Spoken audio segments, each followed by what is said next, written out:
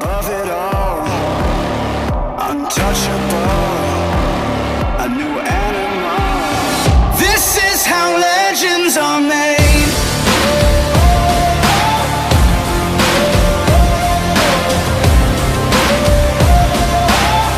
This is how legends are made.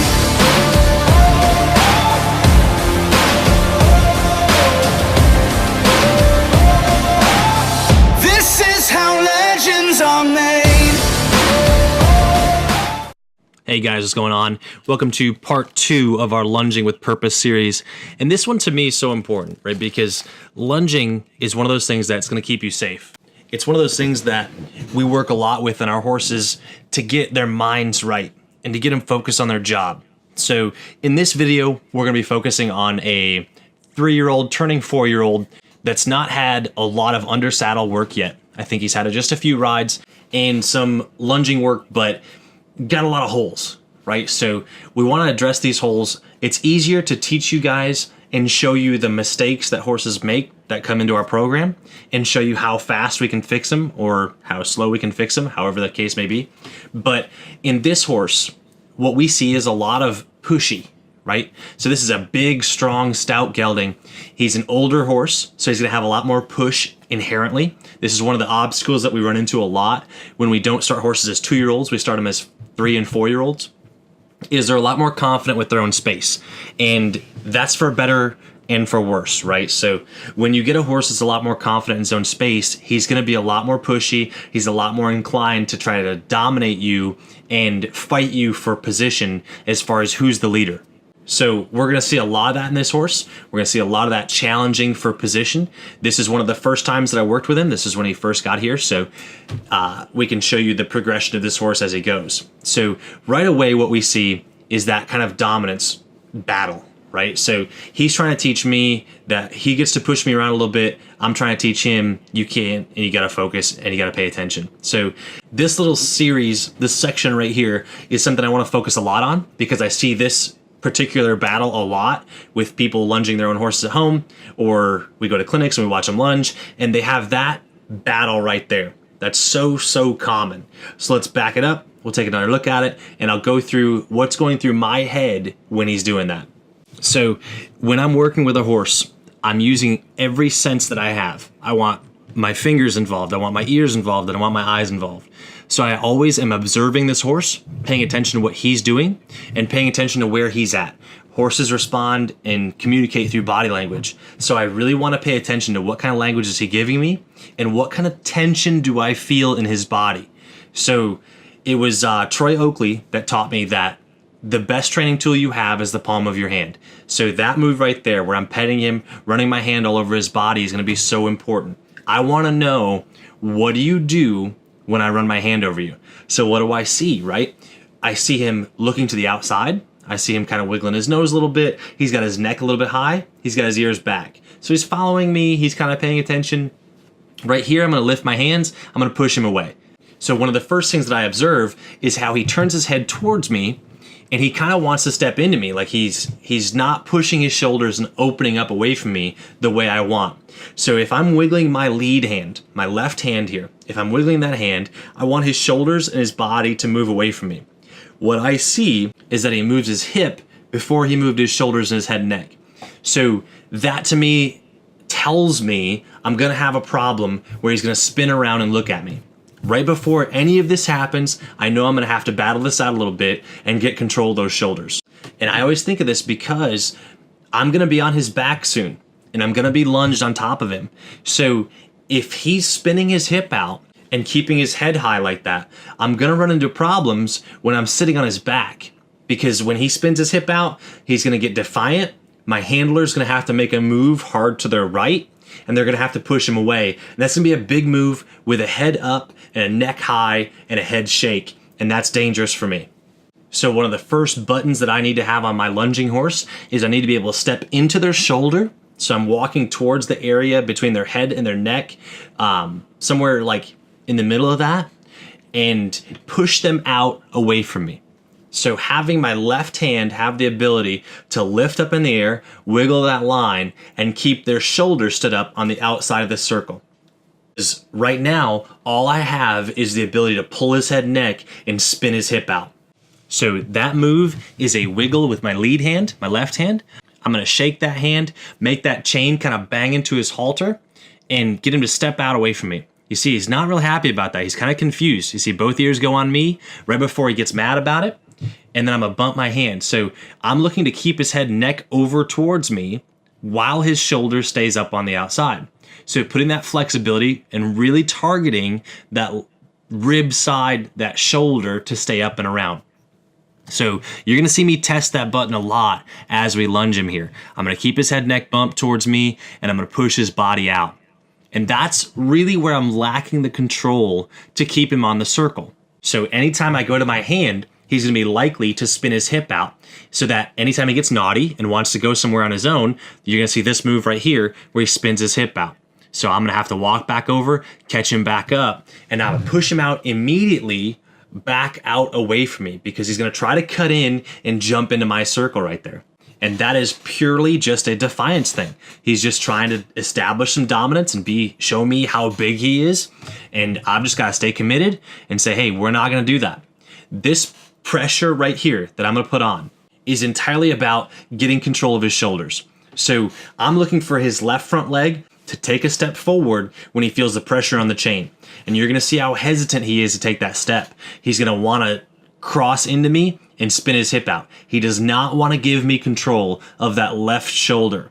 I want to be able to get this horse to come forward off of the chain pressure. And this is where that starts. So this is the foundation for our riding. It's also the foundation for our showmanship, for loading into a trailer, loading into a wash bay, whatever it is that you ask your horse to come forward off a chain. We address it right here and now in the very first day we handle him on a lunge line. So right away you can see this horse is not real impressed with me bumping my hand on the chain. You see that head shake, he's kind of diving in on my circle, and he's not thrilled about that chain over his nose. You see him flip his nose away from it. You're gonna see that change over the course of this, because he's gonna flip his nose away from me, and then he's gonna hide from the chain. So when he cuts in on me right here, I'm just wiggling that chain, just take my hand, move it back and forth, left to right. The big idea behind that is I'm gonna let the chain and the line do all the work for me. Whenever I go to pull on him, so this is gonna be for a down transition or to take a hold of him, I'm gonna turn my hand over, so I've got an overhand grip on that line, and then I'm gonna reach forward with my right hand. That's huge, because what it does is it takes contact on his face, takes a hold of the line, and then grabs up with my right hand and pulls him into me. That's huge because you've got to put pressure on and maintain the pressure the whole way through your transition command. So when I pull on him here, I'm saying, hey, and pulling him down into me. Do you see I lost contact with his face? That doesn't make the transition as specific as I need it to be when I go to put him under saddle or do things with him. So it's by taking a hold and establishing contact with his face that I'm able to make the transition happen where I want it to. When I have contact and tension on the line, then I can feel him when he wants to break down. So right here, I can pull that and feel his face at the end of my line until he breaks. You're gonna feel the minute he releases that pressure, and then I give back. So by pulling on that line, walking backwards, keeping the contact the entire way through the transition, I can avoid just shanking him on the line, which is going to make him just hate the chain and hide and bow up his neck. So there's a lot of times people try to get horses to break down by just banging that chain against their nose, and the horse learns to break down off the chain instead of their voice. So remember, we're trying to transition this to voice commands. So I wanted to be soft off the chain and listen to my voice when we go to do things. I wanted to go back and touch on this series again because this is so important. You're going to run into this problem a lot, not just lunging your horse, but whenever he goes to be naughty off the chain, if you don't have a lot of body control and you don't have a lot of the come forward off the chain that you need. I promise you, if you can get that resistance out of there, the one that he shows in this video, then your horse will come forward off a chain to load into any trailer you want, to load into anywhere you want, to come forward anytime you want. If you can fix this hole right here, right now, how this horse yanks on me and twists his head, and you see his front feet just kind of stomp at me. If he'll come forward right there, he'll come forward anywhere into anything. So when this horse starts this maneuver, what he's doing is he's trying to get square to me and square his chest up to my body. That makes it more of a tug of war. So all of this stems from that defiance that we talked about earlier, where this horse says, I'm going to go where I want to go, and I'm going to sit back on my back end where I'm really strong. You see where he's really hesitant to use those front feet and step up towards me. When he takes his front feet and steps willingly up to me, then I've gotten through this hole and through this problem. When your horse tries to lean back against you like that, the key to it is moving side to side. So when I take that pressure and I move to side, then I kind of win the battle as far as who's stronger, because I can out leverage him and I can pull him off balance. So the second he goes lean against me right here, I've got an overhand grip so that I'm pulling with my back and my legs instead of just my forearm and my hand. And then I move to the side to get him to come forward off that chain. And that's huge. So like I said, this is the most common problem that I find with horses that get sent to us as far as moving forward off a chain. This is the fix for it.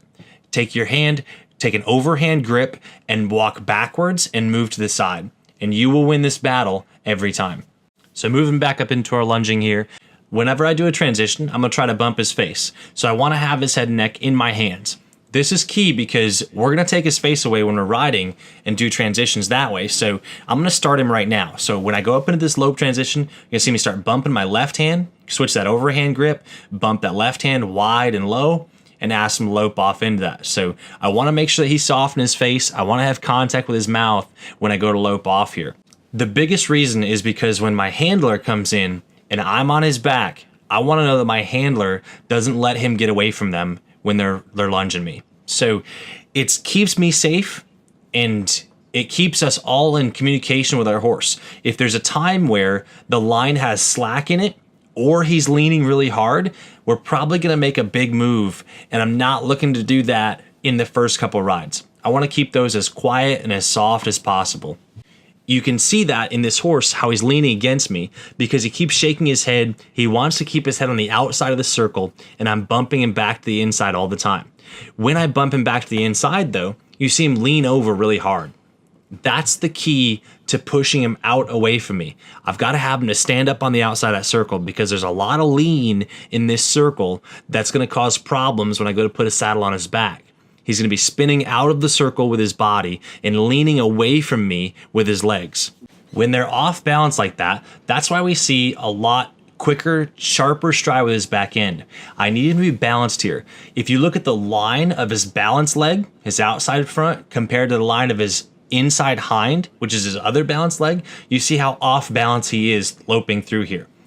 If we take that and look at just where is his overall body position, then we see that our horse is really in trouble compared to the line of the ground, right? So when we went over those videos before and we talked about how our horse has got to stay level to the ground, this is how much work we have to do to get this horse stood back up. And this is my groundwork, my foundational work before we ever set foot in a stirrup and get on their back and ride them. If I were to saddle this horse up and jump on his back right now, I am adding to so many deeper problems. If I were to ever be able to get him on a tight circle, I've got to now ride this tilted angle on top of his back and try to counterbalance that by hanging off to the outside. There's too much work to be done on his back. I don't have the tools to fix that under saddle yet. So I've got to get him to where he's a lot more balanced loping around before I can saddle him up and expect him to be good carrying my weight around also. So when we get horses in on training, this is the first 30 days right here. It's before we ever get on their back. If I can get all of these problems fixed right now, then I don't have them under saddle when we go to ride. So being able to stand him up and get him back on this outside front leg and rebalanced. So that's what stepping towards him when he's loping around here is all about. Get him rebalanced, carry his weight on the outside front, get that shoulder stood back up so that his inside hind can swing underneath of him rather than under and across his body line, which is a lot of our problem here. Because his left hind leg is crossing in front of his right hind leg, he's very, very off balance here. He's going to roll a saddle out to the outside. Everything that's on his back is going to go out to the outside. It's going to be extremely hard to ride. If I'm not a balanced, good rider, I'm going to be shearing to the outside the whole time, and my outside leg is going to have to try to catch me. He's going to kick out at my foot. It's going to be a bad, bad situation.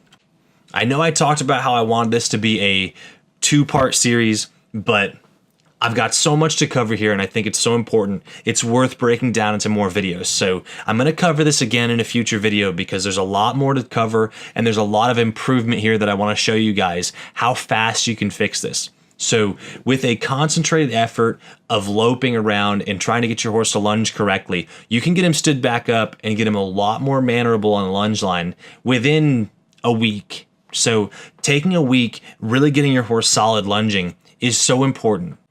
There's a lot more that I want to cover here. There's a lot more holes to go over, and this is worth the fix. So once you get this kind of ironed out with your horse, you won't have to revisit it the whole rest of the time that you've got him. But it's worth taking the time now and addressing. So we're going to cover this again in a future video, guys. Thank you so much for tuning in today. We love having you here. As always, if you have questions, if you have comments, if you have concerns, send them in. We'll love to get to them. We'll help you guys out any way we can. Thanks so much for tuning in today, guys. We'll see you in the next video. Legends are made.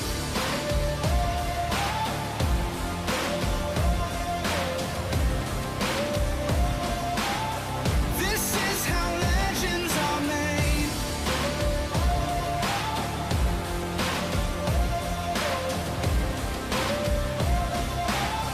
This is how legends are made. I'm cranking up on the throttle, victory is mine. Show you the harder the battle, harder I fight. I've come too far to quit. Step back, I'm going in. I'm cranking up on the throttle. This is how legends are made.